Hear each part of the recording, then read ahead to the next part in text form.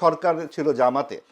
সরকারি দল যেভাবে নির্বাচন করে জামাত সেভাবে নির্বাচন করেছে। প্রশাসন তাদের, ডিসি তাদের, নানান রকম উপাচার্যগুলো তাদের, এবং সেটা একটা অদক্ষ, অকার্যকর, একটা নিষ্ক্রিয় সরকার একটা সাম্প্রদায়িক শক্তিকে একদম উল্লম্ফন আকারে দাঁড় করিয়ে দেবার জন্য সচেষ্ট ছিল। এই তরুণদের মুখে শুনেছিলাম 2 আগস্ট, 3 আগস্ট, 4 আগস্ট ধনধান্যে পুষ্পে ভরা মুক্তির মন্দিরে সোপানতলে। আমরা পরবর্তীতে তাদের মুখে এই গান আর শুনি না। এই গ্রাফিতিটার নাম এত যে ধর্ম ধর্ম করো, কৃষ্ণচূড়ার নাম কি রাখবে? রাধাচূড়া। কৃষ্ণচূড়ার নাম কি রাখবে? ফাতেমাচূড়া। তারা বিভিন্ন সময়ে গোলাম আজমের সমর্থন নিয়ে তারা রাজনীতি করেছে।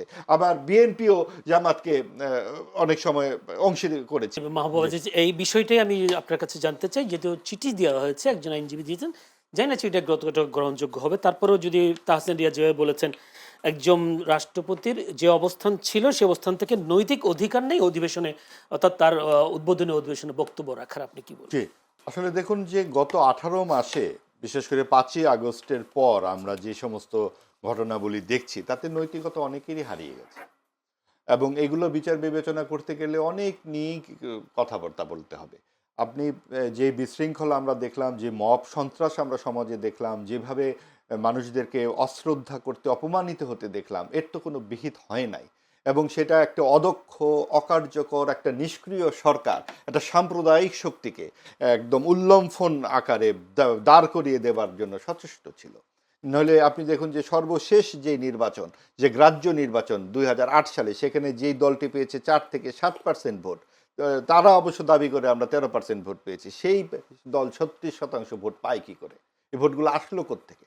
এরকম অনেক ধরনের প্রশ্নই আছে।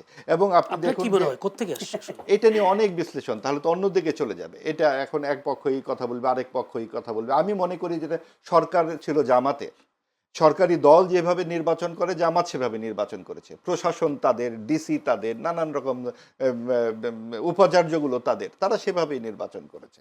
এবং তারপরেও জনগণের শক্তির কাছে এই সাম্প্রদায়িক শক্তি প্রতিহত হয়েছে, এবং জনগণ যেভাবে ভোট দিয়েছে শেষ পর্যন্ত কিন্তু আমরা একটি ফলাফল দেখতে পেয়েছি। এখানে মুক্তিযুদ্ধ এবং আপনার সাম্প্রদায়িক রাজনীতি মুখোমুখি দাঁড়িয়ে গিয়েছিল, এবং অনেক দিন পর বাংলাদেশ একটি আওয়ামী লীগ শূন্য, যে আওয়ামী লীগের ব্যক্তিগত সম্পত্তি যেন মুক্তিযুদ্ধ, ওই জায়গা থেকে বেরিয়ে এসেছে।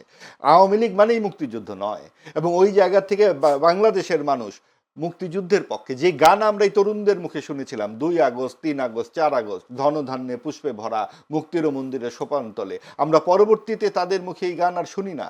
আমরা পরবর্তীতে এই তরুণদেরকে দেখি জামাতের সঙ্গে, সাম্প্রদায়িক রাজনীতির সঙ্গে তাদের সখ্য, কিন্তু আমাদের স্মৃতিতে আছে সেই গান, আমাদের স্মৃতিতে আছে সেই অসাম্প্রদায়িক সেই আন্দোলন। গাছের একটি পাতাও ছেঁড়া যাবে না। এত যে ধর্ম ধর্ম করো, ইয়ের কি জানি গ্রাফিতিটার নাম, এত যে ধর্ম ধর্ম করো, কৃষ্ণচূড়ার নাম কি রাখবে? রাধাচূড়া। কৃষ্ণচূড়ার নাম কি রাখবে? ফাতেমাচূড়া। ভাসানের যে কথাটি, সেইটা কিন্তু গ্রাফিতিতে ছিল। এই গ্রাফিতিগুলোও মুছে ফেলা হয়েছে। মুছে ফেলে সব ডানপন্থী উগ্রবাদ আমরা দেখলাম। মুক্তিযুদ্ধের ভাস্কর্য ভাঙা, লাগাতারভাবে মাজার ভাঙা, গণমাধ্যমে হামলা, ছায়ানট এবং উদ্দীচিতে হামলা, এবং বিভিন্ন জায়গায় সরকারের নিষ্ক্রিয়তা, এই সব কিছুই ডানপন্থাকে বিকশিত করেছে। এবং সেই জায়গাগুলোতে আজকে আপনি দেখুন, যেটা নিয়ে আমরা আলাপ করছিলাম, ইরানের যুদ্ধ, এই Iran, Iraq, Syria, Yemen, Lebanon, Pakistan, Afghanistan, এই সব জায়গায় কিন্তু এক ধরনের উগ্রপন্থার বিকাশ হয়েছে। এবং সেইটা কিন্তু অনেক ক্ষেত্রে একদম এই সাম্প্রদায়িক রাজনীতি অনেক সময় বাধ্য হয়েও মানুষকে করতে হয়েছে। কারণ আপনি যখন এই যুক্তরাষ্ট্র যেভাবে চাপিয়ে দিচ্ছে ইরানকে এখন যুদ্ধটা, এখন কি করবে তারা? তাদের শীর্ষ নেতাকে মেরেছে। এখন আমরা তো, আমার আপত্তি থাকতে পারে সাম্প্রদায়িক রাজনীতির ব্যাপারে, কিন্তু সেই দেশের মানুষ যদি চায় তাহলে সেই তারা তাদের নেতা নির্বাচন বিক্ষোভ দেখলাম না। সেটা তো আপনার 79 সালে বিপ্লব হয়েছে, তো ইসলামী বিপ্লবের পর থেকে তারপরে এখন পর্যন্ত গত 36 বছর তিনি ক্ষমতায় ছিলেন। একদল চাইবে, একদল চাইবে না, এটা তাদের ব্যাপার। আমরা কেন বাইরে থেকে, যুক্তরাষ্ট্র কেন বলবে যে তোমার এটা ভালো বা খারাপ? তারা নারীর স্বাধীনতার করে 100-150 নারী শিশু মেরে ফেলেছে, এটা কোন ধরনের স্বাধীনতার কথা বলা হয়? আপনার দেশ কিভাবে চলবে সেটা আপনি ঠিক করবেন। সেটা আমাদের বাংলাদেশ কিভাবে চলবে এটা কি আমেরিকা সে ঠিক করে দিবে নাকি? এর নাম গণতন্ত্র। ঠিক একইভাবে ইরানের পারবে না। মধ্যপ্রাচ্যে এই ঘটনাগুলো ঘটেছে। এবং এই আমাদের বক্তব্যটা হচ্ছে যে আমাদের এখানে সেই ধরনের একটা ধূম্রজাল তৈরির একটা চেষ্টা ছিল। আমরা যাদের চোখে বাংলাদেশের স্বপ্ন দেখেছি 24-এর গণঅভ্যুত্থানে, আওয়ামী লীগের যে দুঃশাসনে আওয়ামী লীগ যেভাবে সাম্প্রদায়িকরণ করেছে রাজনীতিকে, কওমি জননী হয়েছে, সাম্প্রদায়িক রাজনীতিকে তারা প্রশ্রয় দিয়েছে যাতে তাদেরকে ভোট দিতে না হয়, এবং তারা 86 সালে নির্বাচনে জামাতকে সঙ্গে করে এরশাদের বিরুদ্ধে দাঁড়িয়েছে। তারা বিভিন্ন সময়ে গোলাম আজমের সমর্থন নিয়ে তারা রাজনীতি করেছে। আবার বিএনপিও জামাতকে অনেক সময় অংশী করেছে, একসাথে তারা সরকার গঠন করেছে। আমরা ভেবেছিলাম যে এই তরুণরা প্রগতিশীল রাজনীতির সাথে যাবে। তারা হয়তো যেহেতু ক্ষমতা থেকে তৈরি হয়েছে, ক্ষমতার থেকে দূরে থাকা তাদের কাছে খুব বেশি বোধহয় প্রত্যাশা ছিল না, এই জন্য তারা জামাতের কাছে গেছে।